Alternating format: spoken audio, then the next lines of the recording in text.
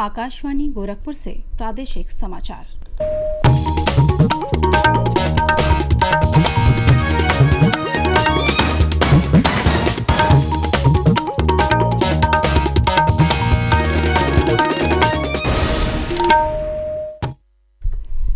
नमस्कार, समाचार बुलेटिन के साथ मैं दीपिका मिश्रा।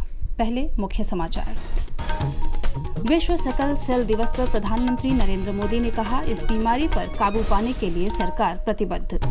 अंतर्राष्ट्रीय योग दिवस को लेकर तैयारियां तेज। मुख्यमंत्री योगी आदित्यनाथ ने प्रदेश भर में भव्य आयोजन करने के दिए निर्देश। गड़बड़ी की आशंका पर यूजीसी नेट जून 2024 निरस्त। शिक्षा मंत्रालय ने दिए सीबीआई जांच के आदेश। और आंधी बारिश से प्रदेश के कई जिलों में भीषण गर्मी से मिली राहत। मौसम विभाग ने जताया अनुमान, 23 से 25 जून के बीच पूरे प्रदेश में दस्तक देगा मानसून।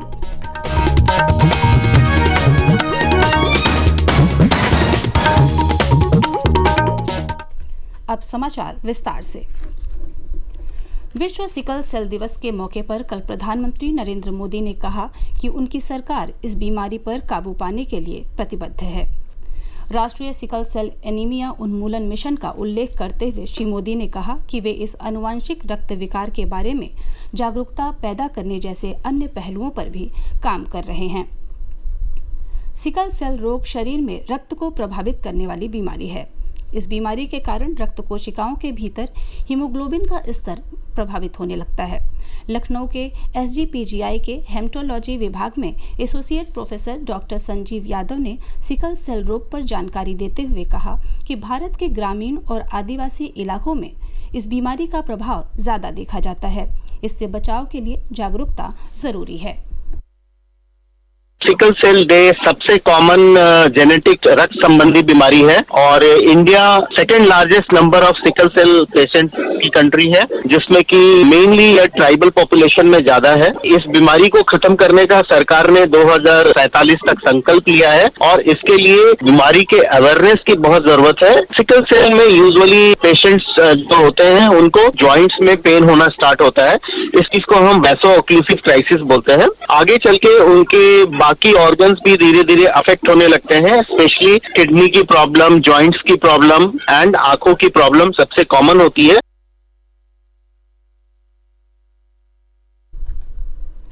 मुख्यमंत्री योगी आदित्यनाथ ने अंतर्राष्ट्रीय योग दिवस के अवसर पर पूरे प्रदेश में कल भव्य आयोजन के निर्देश दिए हैं। इसी क्रम में प्रदेश के उप मुख्यमंत्री केशव प्रसाद मौर्य ने वीडियो कॉन्फ्रेंसिंग के जरिए प्रदेश के खंड विकास अधिकारियों को योग दिवस पर वृहद कार्यक्रम आयोजित करने के निर्देश दिए। वहीं योग दिवस से पहले प्रदेश भर में योग सप्ताह के अंतर्गत कई कार्यक्रमों का आयोजन किया जा रहा है। अमरोहा में योग सप्ताह के अंतर्गत शासन द्वारा कल संयुक्त जिला अस्पताल में योग सत्र का आयोजन किया गया। इसमें जिलाधिकारी समेत अन्य प्रशासनिक और चिकित्सा अधिकारियों और कर्मचारियों ने योगाभ्यास किया। वहीं बदायूं में योग सप्ताह के अंतर्गत मानसिक स्वास्थ्य योग विषय पर सेमिनार आयोजित किया गया।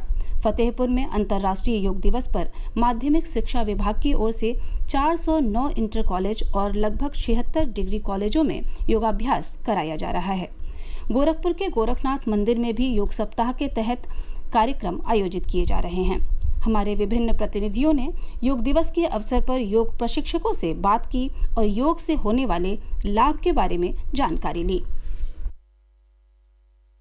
योग हमारे जीवन को सुखमय बनाने का एक सुंदर विकल्प है। जब हमारी आत्मा, शरीर और मन सुदृढ़ होकर के एक दिशा में काम करते हैं, तब हमारे जीवन में योग घटित होता है। योग के जो साधक हैं, उनके अंदर सबसे पहले जो भारी भरकमता है वो धीरे धीरे सरलता के साथ हल्के होने शुरू हो जाते हैं। उनके चेहरे पर प्रसन्नता के भाव रहते हैं। उनके जो मल है उनका निष्कासन शुरू हो जाता है। तो इसलिए योग अभ्यास आपके शारीरिक, मानसिक, आध्यात्मिक और सामाजिक स्तर को स्वस्थ रखने के लिए आप नित्य प्रति योग अभ्यास करें। आप सभी लोगों को मैं कहना चाहूंगा कि रोजाना योग करें और योग करेंगे तो निरोग रहेंगे और खुश रहेंगे, स्वस्थ भी रहेंगे। और योग से बहुत फायदे हैं, योग सबको करना चाहिए। 10वां हमारा ये लगातार मनाने की हम लोगों की इस बार की भी तैयारी शुरू हो चुकी है और हम लोग डिपार्टमेंट में इसके लिए जो है वो पूरी तरीके से जागरूक हैं। डिपार्टमेंट में इसके अलावा अंतर्राष्ट्रीय योग दिवस को बहुत कामयाबी के साथ सफलतापूर्वक हम लोग मना पाए, उसके लिए 21 जून 2022 से लगातार अखंड योग का एक सेशन हम लोगों का चल रहा है। शिक्षा मंत्रालय ने देश के 317 शहरों में 18 जून को आयोजित हुई यूजीसी नेट रद्द कर दी है। मंत्रालय ने कल कहा कि परीक्षा में गड़बड़ी की जानकारी मिलने के बाद यह फैसला किया गया है और सीबीआई जांच के आदेश दिए गए हैं। परीक्षा जल्द ही फिर से आयोजित की जाएगी। मंत्रालय के मुताबिक यूजीसी को राष्ट्रीय साइबर अपराध इकाई से कुछ सूचनाएं मिली थी जो यह संकेत दे रही थी कि परीक्षा में गड़बड़ी हुई है। इस परीक्षा में 11,21,000 से अधिक पंजीकृत उम्मीदवारों में से करीब 81% उम्मीदवार उपस्थित हुए थे। यूजीसी नेट हर साल 2 बार जून और दिसंबर में आयोजित किया जाता है। प्रादेशिक समाचार आप आकाशवाणी गोरखपुर से सुन रहे हैं। यह समाचार बुलेटिन हमारे YouTube channel AIR news Gorakhpur और X हैंडल AIR न्यूज़_GKP पर भी उपलब्ध है। पूर्वांचल समेत प्रदेश के कई अन्य जिलों में बीती रात से आंधी और बारिश का दौर शुरू होने से लोगों को भीषण गर्मी से थोड़ी राहत मिली है। मौसम विभाग के अनुसार अगले कुछ दिनों तक प्रदेश के कई जिलों में बूंदाबांदी जारी रहेगी। कानपुर के चंद्रशेखर आजाद कृषि एवं प्रौद्योगिकी संस्थान के मौसम वैज्ञानिक डॉक्टर SN सुनील पांडे ने बताया कि आज से पूर्वी हवाएं उत्तर प्रदेश में दस्तक देंगी। इससे मौसम में बदलाव होगा और लोगों को गर्मी से राहत मिलेगी। प्री मानसून की बारिश 22 जून से शुरू होने की उम्मीद है। 23 से 25 जून के बीच मानसून पूरे उत्तर प्रदेश में दस्तक दे देगा। मानसून के सक्रिय होते ही तेज बारिश की होने की संभावना है। हालांकि प्रदेश के पश्चिमी जिलों में अगले 2-3 दिनों तक भीषण गर्मी जारी रह सकती है।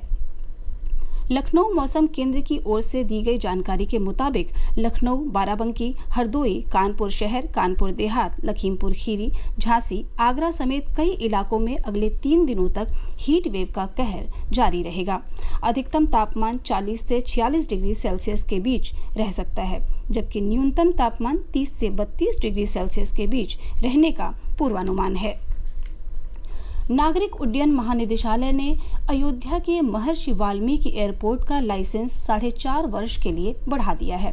अब तक DGCA ने इस एयरपोर्ट को 6 महीने का लाइसेंस जारी किया था।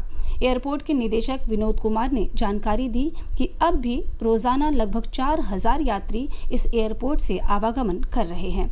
उन्होंने बताया कि उड़ानों की संख्या में कोई कमी नहीं की गई है। उधर लखनऊ के चौधरी चरण सिंह अंतर्राष्ट्रीय एयरपोर्ट की सभी अंतर्राष्ट्रीय उड़ानें अब टर्मिनल 3 से संचालित होंगी। 18 जून की रात 12 बजे के बाद से सभी अंतर्राष्ट्रीय उड़ानों को टर्मिनल 3 पर शिफ्ट कर दिया गया है। एयरपोर्ट प्रशासन ने इंटरनेशनल उड़ानों को 11 जून को टर्मिनल 3 पर शिफ्ट करने का आदेश दिया था, लेकिन उस समय इस आदेश को अमल में नहीं लाया जा सका था। एयरपोर्ट प्रशासन के अनुसार अब सभी अंतर्राष्ट्रीय उड़ान टर्मिनल 3 से ही होंगी। वहीं वाराणसी स्थित लाल बहादुर शास्त्री अंतर्राष्ट्रीय हवाई अड्डे को विकसित करने के लिए भी मंजूरी मिल गई है। मुख्यमंत्री योगी आदित्यनाथ ने इस हवाई अड्डे को विकसित करने के भारतीय विमानपत्तन प्राधिकरण के प्रस्ताव को मंजूरी दिए जाने पर आभार जताया है। सोशल मीडिया X पर पोस्ट कर उन्होंने कहा कि 2,869 करोड़ रुपए की लागत से इस अंतर्राष्ट्रीय हवाई अड्डे का विकास काशी सहित पूरे उत्तर प्रदेश के विकास को नई ऊंचाइयां प्रदान करेगा। देश में नए आपराधिक कानून 1 जुलाई से लागू हो जाएंगे। भारतीय न्याय संहिता 2023 स्वास्थ्य देखभाल प्रदाताओं को अनावश्यक उत्पीड़न से बचाता है। नए आपराधिक कानूनों में एक पंजीकृत चिकित्सक को चिकित्सीय लापरवाही के लिए 2 साल तक की कैद और जुर्माने से दंडित करने का प्रावधान किया गया है। किसी भी चिकित्सा प्रक्रिया को निष्पादित करते समय जल्दीबाजी या लापरवाही से मौत के मामलों में जिम्मेदार चिकित्सकों के लिए BNS कम सजा का प्रावधान करता है। BNS की धारा 51 के अनुसार चिकित्सक को बिना किसी देरी के आरोपी की जांच रिपोर्ट जांच अधिकारी को भेजनी होगी। दुराचार के मामलों में पीड़िता की मेडिकल जांच की रिपोर्ट पंजीकृत मेडिकल प्रैक्टिशनर को 7 दिनों की अवधि के भीतर जांच अधिकारी को भेजना अनिवार्य होगा। BNS की धारा 52 में नमूने के दूषित होने और उसकी उपयोगिता में कमी की संभावना को रोकने के लिए बिना किसी देरी के नमूने को जांच के लिए भेजने पर जोर दिया गया है। और अंत में मुख्य समाचार एक बार फिर। विश्व सिकल सेल दिवस पर प्रधानमंत्री नरेंद्र मोदी ने कहा, इस बीमारी पर काबू पाने के लिए सरकार प्रतिबद्ध।